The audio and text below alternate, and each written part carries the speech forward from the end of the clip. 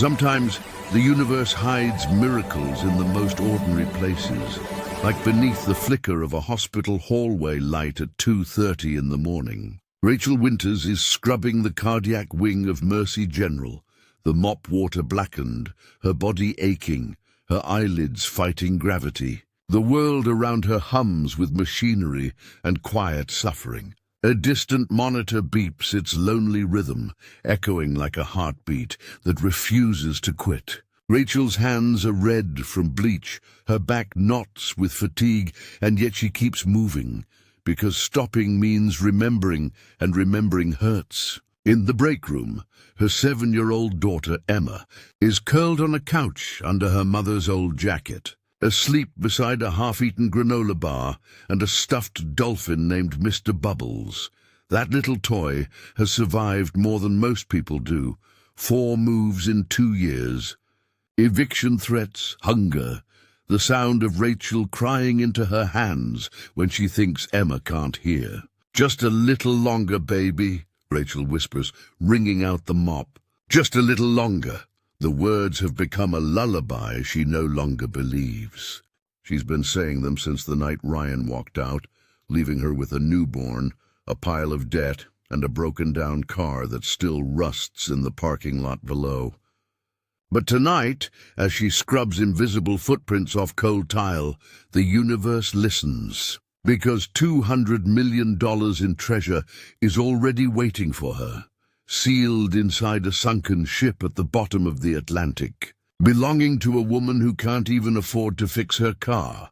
Morning arrives like a punishment. Rachel drives Emma to school, drops her off with a kiss and a promise to be on time, a promise she might not keep, then climbs the 4 flights of stairs to their 1-bedroom apartment. The elevator's still broken. The air smells faintly of someone's burnt toast and cheap detergent.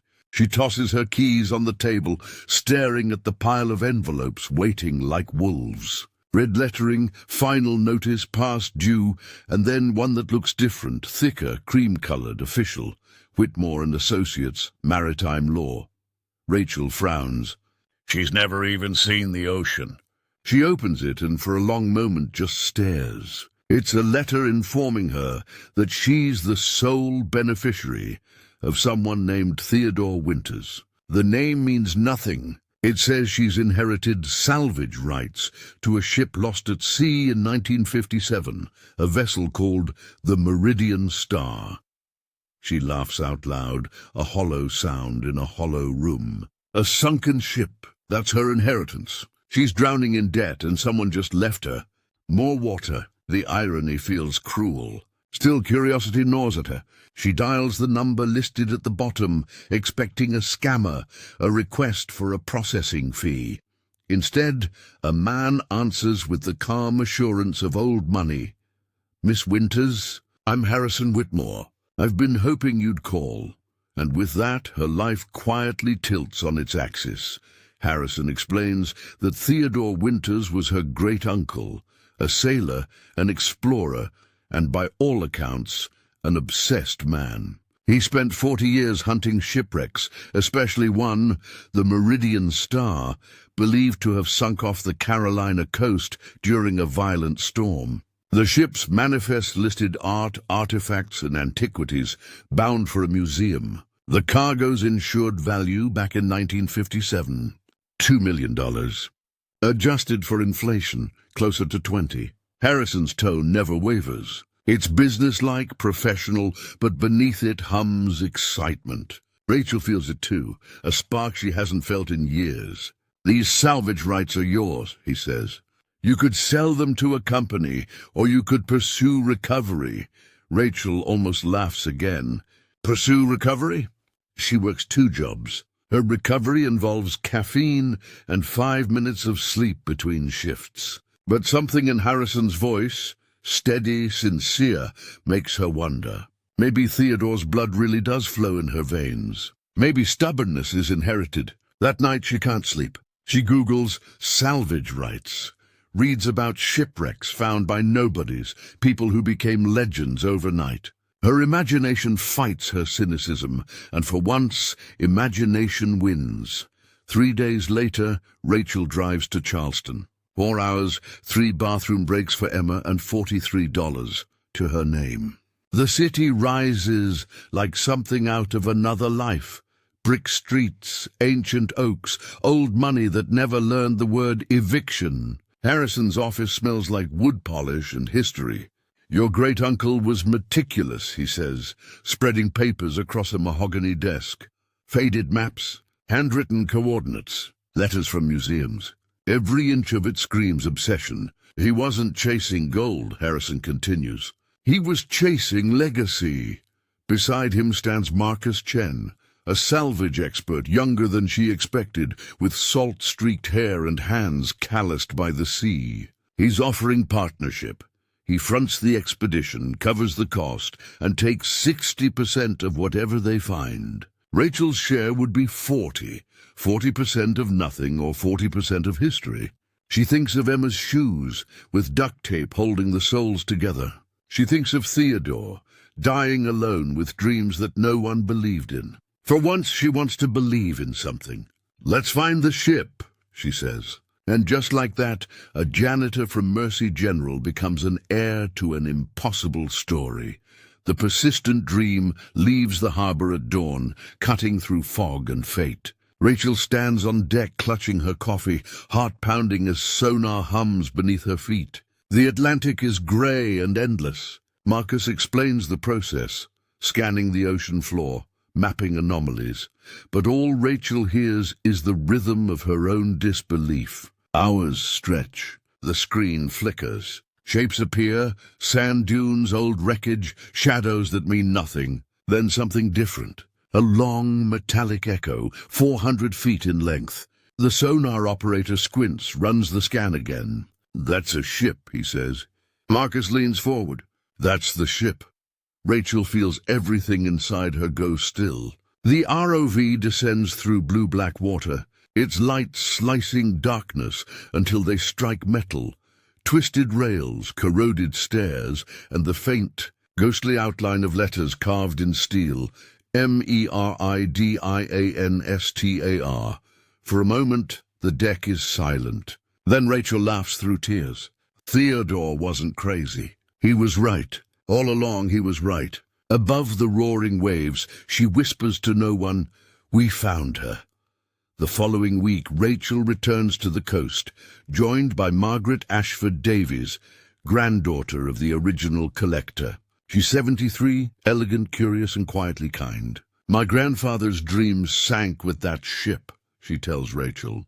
"Maybe it's time to bring them home." Her funding covers the first dive. Divers descend through fog and decades, breaching a cargo hold sealed since Eisenhower was president. "Cameras follow!" The first crate rises dripping and barnacled. Inside, books wrapped in silk, a medieval manuscript, a Shakespeare folio, a Gutenberg Bible, dry, untouched by time. The second crate holds porcelain older than nations. The third, paintings. One believed lost forever bears the signature Botticelli. The deck erupts in cheers. Margaret weeps. Rachel can't breathe.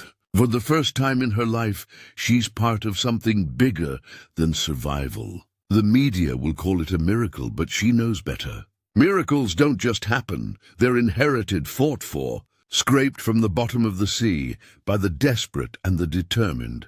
Within days, headlines explode. Single mother discovers $200 million in lost artifacts. Reporters swarm. Strangers send letters. TV stations call. The diner where she works becomes a shrine to luck. But Rachel isn't chasing luck anymore. When the offers come, millions from auction houses, private collectors, investors, she turns them down. Instead, she builds something lasting.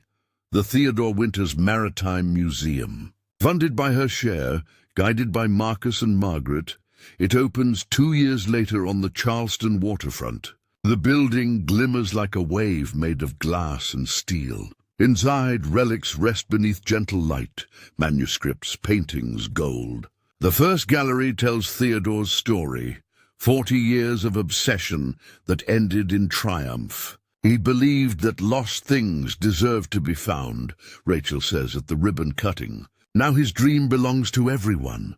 Emma stands beside her, proud and radiant, the same girl who once slept on a break-room couch. The crowd applauds, unaware that the real treasure was never in the crates. It's in persistence, in faith, in refusing to give up when the world calls you invisible.